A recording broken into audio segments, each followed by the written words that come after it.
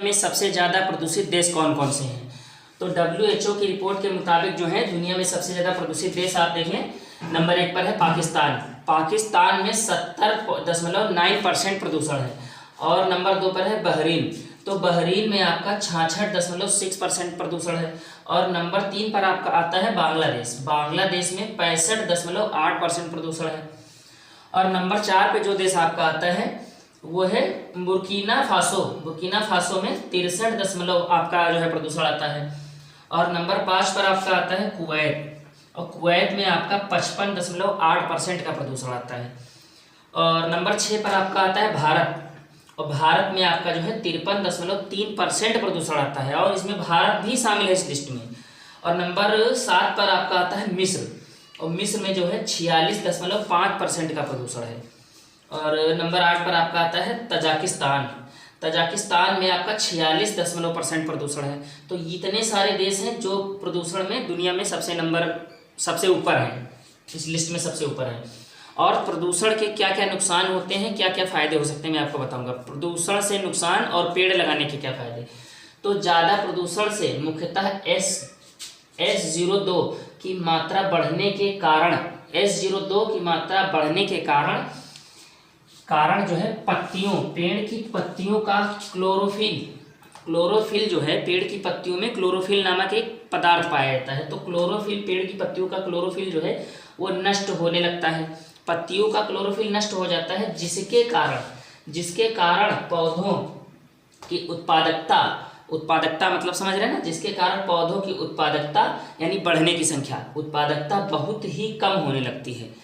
तो जो है प्रदूषण से ये जो क्लोरोफिल होता है पत्तियों में होता है, क्लोरोफिल नष्ट होने लगता है, जिसके कारण जो है पौधों की संख्या में गिरावट आने लगती है,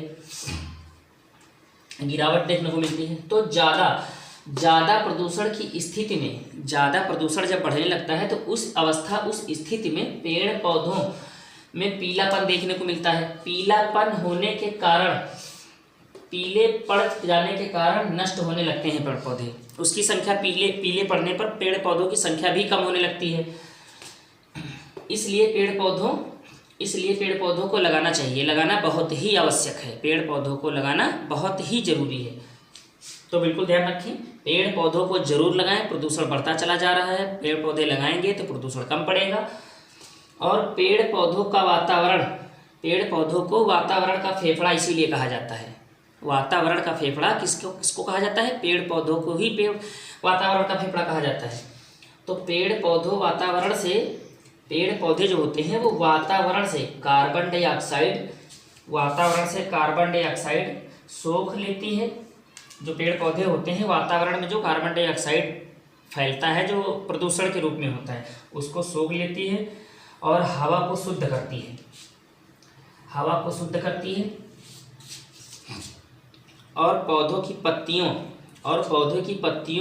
पत्तियों में भी सल्फर, जो पौधों की पत्तियां होती हैं, पेड़ पौधे की पत्तियां होती हैं, उसमें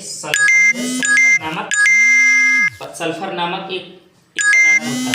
तो सल्फर जो होता है, सल्फर डाइऑक्साइड जो होता है, जैसे खतरनाक तत्व को अपने अंदर जो होते हैं, जो प्रदूषण में खतरनाक तत्व पाए जाते हैं, तो सल्फर डाइऑक्साइड जो होता है उन खतरनाक तत्वों को अपने अंदर समा लेती है।